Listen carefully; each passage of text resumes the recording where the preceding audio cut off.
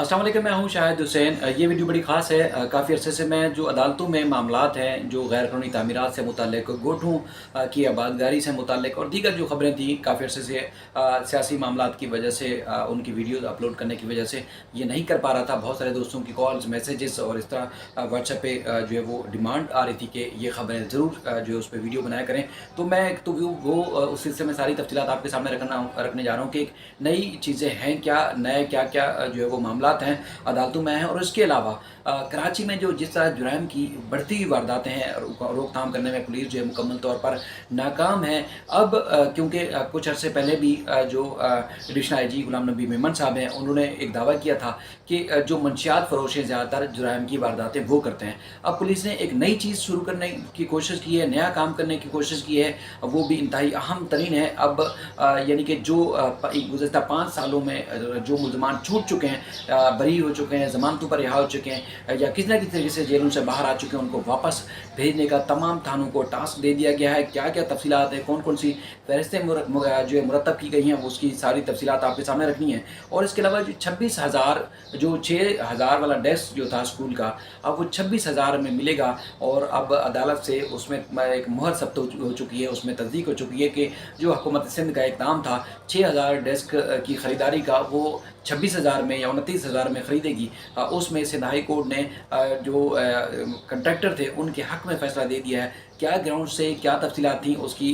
जो मुकम्मल तफ़सीलात है वो आपके सामने रखनी है। सबसे पहले तो मैं गुलशन ज़फ़र सिंधी मुस्लिम सोसाइटी में जो पोर्शन बनाने का केस था वो अदालत में आया था। अब जो दरख्वास्त गुज़ार थे जिन्होंने यानी कि एक प्लाट के ऊपर उन्होंने पहली और दूसरी मंज़िल ख़रीदी, उसके बाद बिल्डर ने तीसरी और चौथी मंज़िल बनाने का काम शुरू किया था, उसके खिलाफ उन्होंने दरख्वास्त दायर की गई थी। लेकिन अब जो दरख्वास्त गुज़ार थे, मामला उसको उल्टा गले पड़ गया है और दीगर भी तफ़सीलात अदालत ने पूछी हैं मुतल्लिका हुकाम से और दीगर जो मुतल्लिका इदारे हैं। उसमें जैसे हसन अदवी साहब ने पोषण बनाने का जो मामला था उसमें ख़ास तौर पर सवालात उठाएँ और उन्होंने कानूनी हैसियत तलब की है कि पोषण बनाने के हवाले से हैसियत क्या है, कानून उसमें क्या कहता है, जिसमें ख़ास तौर पर अदालत ने अपने रिमार्क्स में कहा कि पोषण बनाने का जो मामला है उसमें कराची को तबाह करने के मुतरादिफ है और एक फैमिली की जगह पर 20-20 फैमिली को बसाया जा रहा है। बिजली, पानी और दीगर जो गैस की सहूलतें हैं वो कहाँ से मुहैया की जाएंगी, क्योंकि एक घर में एक ख़ानदान को जो चीज़ें होती थी, अब उसी प्लाट के ऊपर अगर पोर्शंस बनाकर वहाँ पर सैकड़ों लोगों को आबाद कर दिया जाता है तो फिर कैसे ये चीज़ें पूरी हो सकेंगी, जिसमें सेवरेज का निज़ाम तबाह हो रहा है, गैस और बिजली की जो लोड शेडिंग होती है, मामला ख़राब हो रहे हैं। तो उसमें अदालत ने सवालात उठाएँ और अदालत ने कहा रिमार्क्स में कि जो मुख्तार कार हैं और डिप्टी कमिश्नर्स हैं वो पैसे लेकर इस तरह के सारे काम कर रहे हैं और पोर्शन जो है वो वाज़ेह कवानीन या वाज़ेह कानून साज़ी ना होने के बावजूद भी तामीर किए जा रहे हैं। अदालत ने कहा कि पोर्शन से जहाँ बनाए गए हैं वहाँ पहले एक गाड़ी खड़ी होती थी, अब कई गाड़ियाँ और उसके अलावा जो मोटरसाइकिल खड़ी करने की जगह है वो भी नहीं मिलती। और पोर्शन को जो है वो अब हमने पहले भी मना किया था कि सब लीज़ नहीं हो सकती, लेकिन उसके बावजूद जो है वो पोर्शन बनाए जा रहे हैं। तो उसमें वकील जो SPCA थे उनकी जानिब से कहा गया था कि अदालत भी पहले इसको करार दे चुकी है कि पोर्शन जो है वो काबिल फ़रोख्त नहीं है। और उसके बाद फिर अदालत का जो अपना फ़ैसला है वो रिकॉर्ड पर मौजूद है। उसमें नासिर रिजवान एडवोकेट की जानिब से मौक़िफ़ इख्तियार किया गया था कि प्लाट नंबर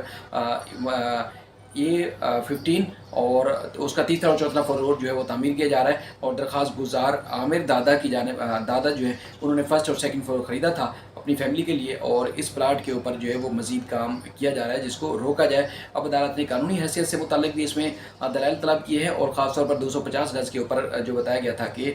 उसमें तीसरी और चौथी मंजिल जो बनाई जा रही है उस पर अदालत ने कहा कि ऐसा लग रहा है कि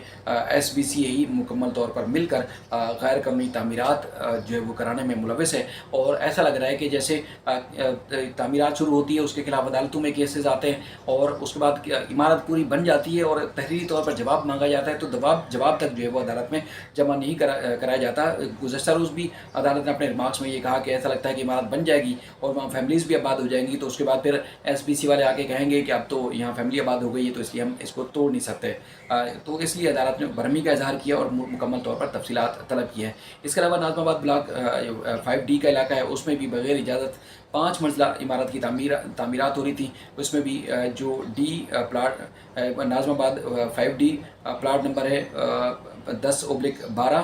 اس میں غیر قانونی تعمیرات کی جا رہی تھی، اس میں عدالت کو بتا بھی دیا گیا ہے۔ اس میں عدالت نے اس پلاٹ کے اوپر جو بجلی کے، پانی کے، گیس کے جو کنیکشنز ہیں وہ روک دیے ہیں، اور عدالت نے سب رجسٹرار کو بھی کہا ہے کہ غیر قانونی جو عمارت تعمیر کی گئی ہے اس کے اوپر مزید جو ہے وہ کسی قسم کی سب لیز نہ دی جائے، اور اس کے علاوہ SBCA سے عمارت کو جو غیر قانونی اس کام میں ملوث ہے اس وقت افسران کون کون سے SBCA کے تعینات ہیں ان کے حوالے سے بھی تفصیلات مانگی ہے، اور عدالت نے کہا کہ غیر قانونی تعمیرات میں ملوث جو بلڈر ہیں ان کا مکمل نام اور پتہ اور اس کی تفصیلات بھی جو ہے وہ طلب کی ہے، اور اس کے علاوہ جو بلڈر ہیں ان کے شاہد ان کا نام ہے، ان کی عدالت نے وارنٹ گرفتاری جاری کی ہے، اور عدالت نے کہا کہ SHO کو کہ ان کو گرفتار کر کے عدالت میں پیش کی جائے، اور یہ عدالتی حکم نامے SBCA کے جو DG ہیں ان کو بھی ارسال کرنے کا حکم دیا ہے۔ اس کے علاوہ جس طرح میں آپ کو بتا رہا تھا کہ ایک تو ناظم آباد نمبر 2 کا علاقہ ہے، یہاں پر بھی غیر قانونی تعمیرات کی بھرمار ہے، اور حکم عدولی پر عدالت نے director SBCA central Aamir Khan کو شو کاز نوٹس جاری کیا ہے، اور عدالت نے SBCA کے جو ڈائریکٹر ہیں ان کو ذاتی حیثیت سے طلب کیا ہے، اور عدالت نے حکم دیا ہے کہ فیصلے کی جو کاپی ہے اس کی نقول ہے DG SBCA کو ارسال کی جائے، اور جسٹس حسن ندوی صاحب نے اس کیس میں بھی کہا کہ SBCA کا جو سارا اسٹاف ہے، عملہ ہے، تو وہ نکما ہے، اور عدالت نے SBCA کے وکیل سے بھی مکالمہ کرتے ہوئے کہا کہ کوئی آپ لوگوں سے پوچھنے والا ہے، کوئی آپ کسی کو جواب دہ ہیں یا نہیں ہیں، اور جواب جمع کرانے کی بھی عدالت میں زحمت آپ لوگ نہیں کرتے، اور ایسا لگ رہا ہے کہ صاف نظر آ رہا ہے کہ SBCA کا جو لیگل سٹاف ہے وہ بھی غیر قانونی تعمیرات میں ملوث ہے، اور نوٹس موصول ہونے کے باوجود اب تک جو ہے وہ کسی ادارے کی یا SBCA حکام کی جانب سے جواب نہیں آیا ہے۔ اس پر عدالت نے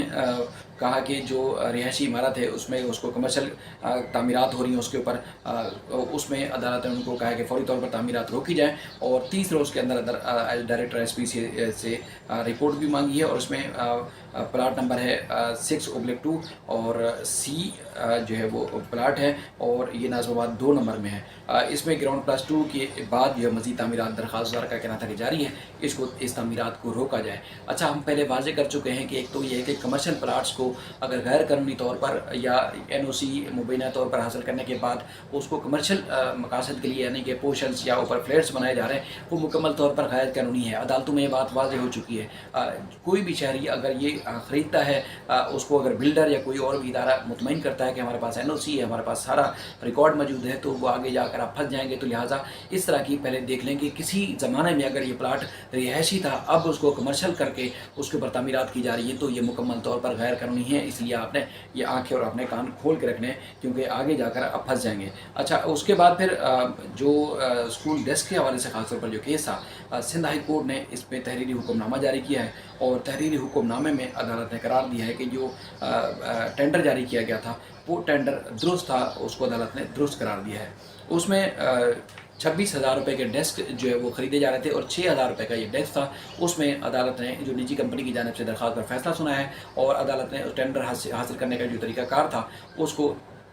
درست قرار دیا ہے، اور عدالت نے کہا کہ ٹینڈر کی شرائط کے مطابق جو ہے نجی کمپنی کو جاری کیا گیا تھا، اور اس میں عدالت میں یہ بات سامنے یہ کہ حکومت جو ہے وہ سامان کی فراہمی اور انسپیکشن کی جو شرائط ہیں وہ قانون کے مطابق کر سکتی ہے یا اپنی مرضی سے مطابق کر سکتی ہے۔ سرکاری وکیل نے موقف اختیار کیا تھا کہ ٹینڈر جو شرائط کے تحت کانٹریکٹ منسوخ نہیں کیا گیا، اور سندھ حکومت کا اختیار ہے کہ وہ ڈیسک کا معیار چیک کرے، اور معیار چیک کرنے کے بعد ہی جو ہے وہ آگے جا کر وہ ٹینڈر دے سکتی ہے یا حاصل کر سکتی ہے۔ اس کے بعد درخواست گزار کی جانب سے کہا گیا تھا کہ وزیر اعلیٰ سندھ نے اپوزیشن لیڈر جو حلیم عادل شیخ ہے ان کی جانب سے کرپشن کے الزامات کے بعد ایک کمیٹی تشکیل دی تھی، اور اپوزیشن لیڈر نے الزامات عائد کیے تھے کہ مہنگے داموں ڈیسک جو ہے وہ خریدے جا رہے ہیں۔ انکوائری کی کمیٹی کی تشکیل کے بعد نجی کمپنی نے عدالت سے رجوع کیا تھا، اور انہوں نے کہا تھا کہ خدشہ ہے کہ ٹینڈر کو روک دیا جائے گا، لہٰذا یہ ٹینڈر ہمارا بحال کرنے کا حکم دیا جائے۔ درخواست میں کہا گیا تھا کہ سندھ حکومت نے حیدرآباد، میرپور خاص، بے نظیر آباد، لڑکانہ ریجن میں 26,000 جو ہے وہ اسکول ڈیسک تھے، اور ان کی جو ہے وہ اجازت ٹینڈر جاری کیا تھا، اور ان کا کہنا تھا کہ یہ جو ہزاروں ڈیسک ہیں، اگر ان کا جو میڈیا رپورٹس کے بعد اگر یہ ٹینڈر منسوخ ہو جاتا ہے تو ان کی کمپنی کو نقصان ہوگا، لہٰذا اس کو اجازت دی جائے۔ اچھا، اب جو حکومت نے اس دباؤ کے اوپر یا خبریں جب میڈیا پر نشر ہوئی تھی تو ایک کمیٹی بنائی تھی، 8 مہینے مکمل ہو چکے ہیں، لیکن اب تک اس کمیٹی کا جو جس نے یہ چھان بین کرنی تھی کہ کیا ٹینڈر درست دیا گیا تھا یا نہیں دیا گیا تھا، اس پر اب تک اس کا جو ہے وہ کوئی جواب یا وہ ساری تفصیلات سامنے نہیں آ سکی ہیں، یعنی کہ حکومت کی اپنی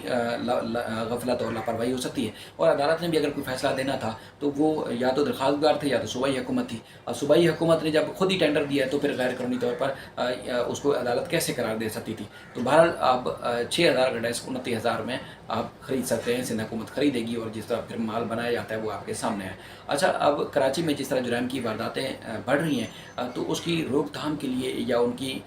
ایک کمر توڑنے کے لیے جو ہے وہ ایک انوکھا جو ہے طریقہ اختیار کیا گیا ہے پولیس کی جانب سے، اور تمام تھانوں کو یہ فہرستیں ارسال کر دی گئی ہیں، جس میں 2017 سے 2022 میں جو ملزمان مختلف مقدمات میں نامزد تھے ان کو دوبارہ ذرائع کا کہنا ہے کہ جیل بھیجا جا رہا ہے، اور شہر بھر کے تھانوں کو جو 5 سالوں کے کیسز میں